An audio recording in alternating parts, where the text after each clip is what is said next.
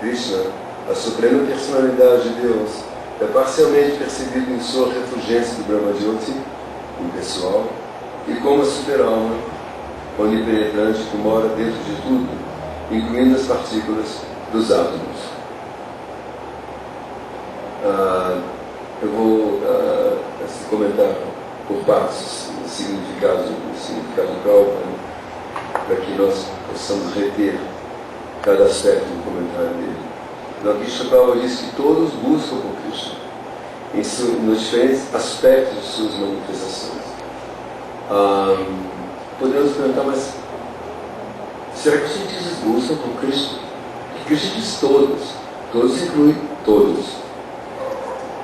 Essa análise, essa afirmação de Krishna, confirmada por Prabhupada no significado, merece nossa atenção, estudando a história da humanidade, as diferentes épocas, estágios, momentos que a humanidade passou. Podemos ver que em diferentes situações o ser humano sempre buscou compreender a verdade absoluta em seus diferentes aspectos. Os yogis, os herméticos, os alquimistas, os religiosos, os filósofos e atualmente os cientistas. Ao pesquisar nos laboratórios, ao tentar decifrar, por exemplo, o genoma, assim, tentar compreender como a máquina humana funciona, ao tentar, por exemplo, pesquisar em outros planetas, vendo naves em outros planetas, ou instalando telescópios gigantescos, ou pesquisando em laboratórios os micróbios e vírus, etc. Na verdade, há diferentes formas, diferentes abordagens que têm um ponto em comum, que é assim, o ser humano, frente a essa manifestação cósmica,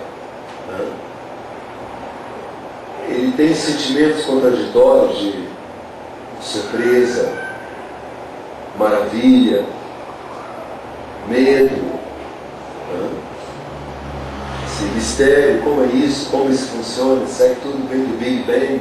Ou será que isso veio de uma inteligência que criou tudo? Enfim, isso deixa-se pensar. Então aqui, quando o Krishna diz que todos buscam o caminho, isso está implícito também em querer descobrir a causa da criação, ou pelo menos desvendar os mistérios dela, para finalmente tentar desvendar o mistério da morte. Não é? Frequentemente lemos artigos assim, como por exemplo, descobre-se, agora sim, agora tem um cientista italiano, não, russo, desculpe, russo, foi italiano falando, cientista russo que está tentando descobrir assim, o que faz acontecer a velhice. Pronto. Não é? E como mudar, assim, conhecendo a mecânica da coisa, como se opera o envelhecimento, como tentar mudar essa situação. Agora, o que é surpreendente de tudo isso, não digamos surpresa, mas o que é, assim, digamos, nos deixa atônitos, é ver que em tudo isso, o ponto em comum é que o ser Satchitananda não se conforma em viver numa situação incompatível com a sua natureza Satchitananda, que é cheia de conhecimento, eternidade, conhecimento e Ananda, felicidade. Porque ele não se conforma em ter que submeter a uma situação ou a leis, determinadas leis que o impedem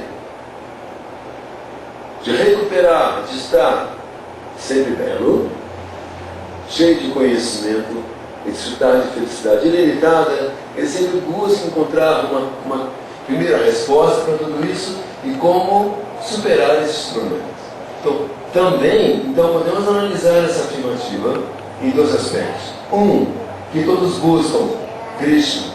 Krishna diz todos. Todos incluem todos os seres da criação. Não apenas os humanos. Aqui estamos analisando os humanos porque estamos, primeiro, dentro do corpo humano, segundo, moramos na Terra. Então, nossa percepção é aqui. Então, se aqui nós podemos perceber esse movimento, essa situação, isso também é aplicado em outros planetas e, finalmente, também é aplicado em outras entidades vivas, que vivem em seres transitando, que vivem em outros corpos, que realmente o que o ser busca unicamente é a sua situação satitânea. Essa é a ideia. Então, isso é muito amplo. É uma afirmação de Krishna que... Afirmação afirmativa, né? Uma afirmação de Krishna que nos leva a pensar, a refletir muito, não é? Sobre quando, por exemplo, digamos assim, os ateus dizem, não acredito, agora tem a onda dos ateus, não é? Vocês já viram sobre isso, não é? Tem internet, tem site. Eu nunca fui, não gosto de internet. Eu só uso meu trabalho no computador, mas eu não entro na internet. O meu problema é o incomputarismo, o meu trabalho só. Mas assim, leio, não é? Leio muito. Então tem o movimento dos ateus, né? Engraçado porque, assim, finalmente, o que eles buscam é exatamente o que os religiosos buscam, o que os yogis buscam, o que os místicos buscam, os cientistas buscam, todos buscam a mesma coisa, todos buscam o meu caminho. É uma coisa muito profunda, que todos buscam Satchitananda. Essa é a ideia. Todos buscam estar numa situação onde ele possa encontrar livre da morte, da velhice, nascimento e doença. Estar com uma situação onde Ananda é eterna, o conhecimento impecável.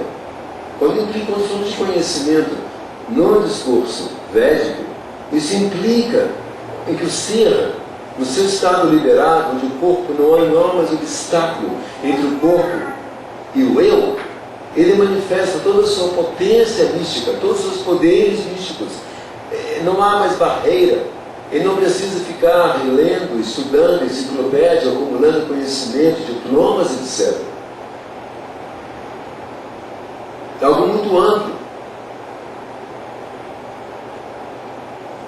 E a eternidade está implícita.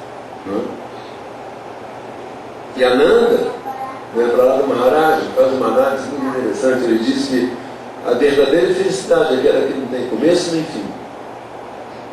Isso é realmente felicidade, porque desde que pensamos, quando nós somos, sou feliz, mas vai acabar. Então, deixa de ser felicidade, no seu sentido absoluto, é a felicidade tingida, não é, de apreensão, ansiedade, de receio, etc. Então, por isso é uma afirmação muito importante, que podemos escrever livros e livros e livros a respeito, né? Analisando essa mesma afirmação de Krishna em diferentes aspectos, focando diferentes aspectos da sociedade humana. Né? Depois o Krishna Prabhupada continua dizendo que mesmo que Krishna esteja, pode ser percebido como Brahman pessoal ou Paramatma no coração de todos, ele só pode ser completamente compreendido pelos seus bhaktas puros. Por conseguinte, em suas compreensões, todo mundo tem como objetivo Krishna. E assim toda e qualquer pessoa se satisfaz conforme a maneira como deseja tê-lo.